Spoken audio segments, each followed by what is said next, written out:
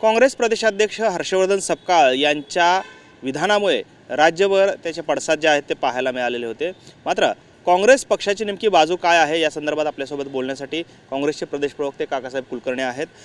खरं तर हर्षवर्धन सपकाळ यांच्या विधानानंतर राज्यभरात मोठ्या प्रमाणात कल्लोळ सुरू झालेला आहे आणि आरोप प्रत्यारोप सुरू आहेत।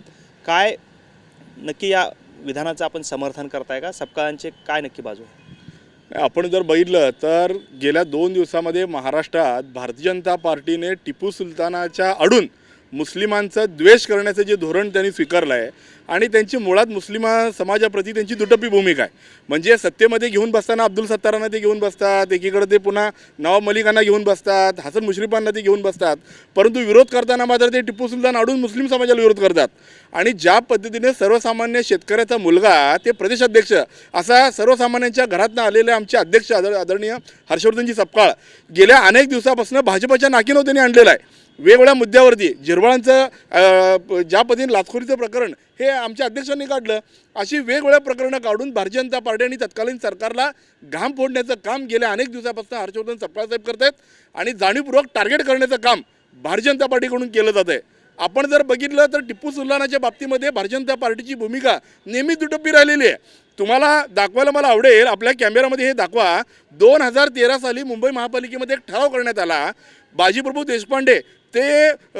देशपांडे मार्ग ते रफीनगर नाल्यापर्यंतच्या रस्त्याला हजरत टिपू सुलतान महामार्ग असं नाव देण्याचा ठराव करण्यात आला आणि या ठरावाला सध्याचे महापौर ऋतू तावडे आणि त्याला अनुमोदन कुणी दिलं तर सध्याचे मुंबई भाजपा अध्यक्ष अमित साटम।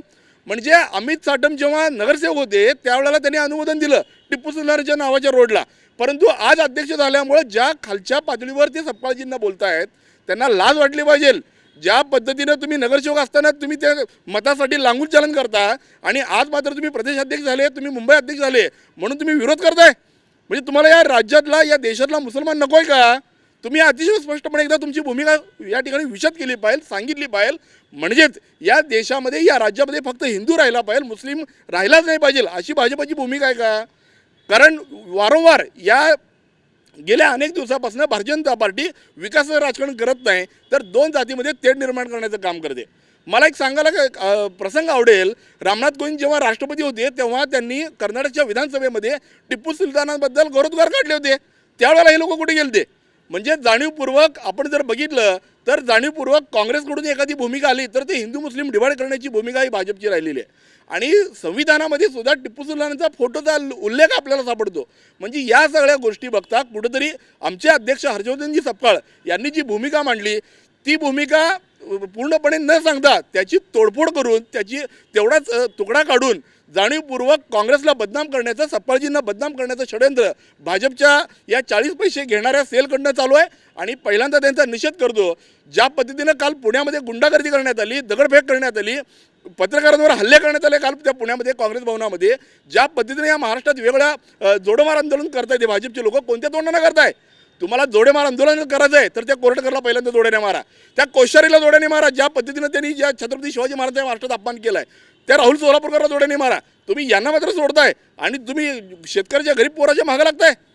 त्यामुळं भारतीय जनता पार्टी आणि तत्कालीन अमित साटमजी या सगळ्यांचा मी निषेध व्यक्त करतो आणि जाणीवपूर्वक या राज्यामध्ये 2 जाती विभागल्या गेल्या पाहिजे, 2 धर्म विभागले गेले पाहिजे याची तरतूद भारतीय जनता पार्टी करते हे मात्र नक्की आहे। नरहरी झिरवाळांच्या एका क्लर्ककडून काही पैसे घेताना ते सापडले, त्यांना अटक झाली। काय नक्की या संदर्भात काँग्रेसची भूमिका आहे? कारण आपण असं म्हणताय की ते जी गोष्ट आहे ते हर्षवर्धन सपकाळ यांनी बाहेर काढलेली आहे। आपण जर बघितलं तर जाणीवपूर्वक नरहरी झिरवाळ साहेबांचं एक स्टेटमेंट होतं की 2 राष्ट्रवादी एकत्र आल्या पाहिजे। हे पहिलं स्टेटमेंट या महाराष्ट्रातल्या नरहरी झिरवाळांचं होतं आणि जाणीवपूर्वक त्यांना त्यांचं राजकीय कारकीर्द संपवण्यासाठी भारतीय जनता पार्टीने जाणीवपूर्वक ट्रॅप लावला आणि त्यांना खपवण्याचं षडयंत्र भारतीय जनता पार्टीच्या नेत्यांकडून चालू आहे। त्यामुळे निश्चितपणे ज्या पद्धतीनं त्या विभागाचा क्लार्क पैसे घेतला, मला सांगा मंत्रालयामध्ये जर रेड करायची असेल तर चीफ सेक्रेटरीची परवानगी घ्यावी लागते, त्यांच्या परवानगीने त्या ठिकाणी रेड केली जाते। मग हे सगळं माहीत असताना एकाच खात्यामध्ये भ्रष्टाचार आणि इतर विभागात भ्रष्टाचार नाही। काल परवा एका राज्यातल्या एका मोठ्या वृत्तवाहिनीनं चंद्रशेखर बावनकुळेंचा मोठा भ्रष्टाचार बाहेर काढला, त्यावर ही लोक बोलायला तयार नाहीत। परंतु झिरवाळसारख्या एका आदिवासी समाजातनं आलेल्या माणसाला टार्गेट करण्याचं काम, राष्ट्रवादीला संपवण्याचं काम भारतीय जनता पार्टी करते आणि निश्चितपणे येणाऱ्या काळामध्ये भाजपासोबत असणारे छोटे छोटे मित्रपक्ष शिंदेसेना असेल आणि राष्ट्रवादी अजित पवारांचा गट असेल हे संपवल्याशिवाय भाजप शांत राहणार नाही, हे मात्र नक्की आहे. पण पाहतोय खरं तर सपकाळांना टार्गेट केलं जात आहे भाजपच्या ट्रोलर्सकडून, अशा पद्धतीची भूमिका काँग्रेस प्रवक्त्यांनी मांडलेली आपल्याला पाहायला मिळते.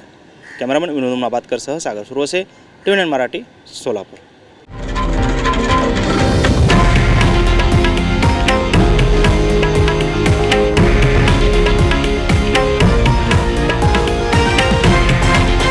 हे आहे देशातील नंबर 1 न्यूज नेटवर्क आणि आपण पाहत आहात TV9 मराठी, एकमेव.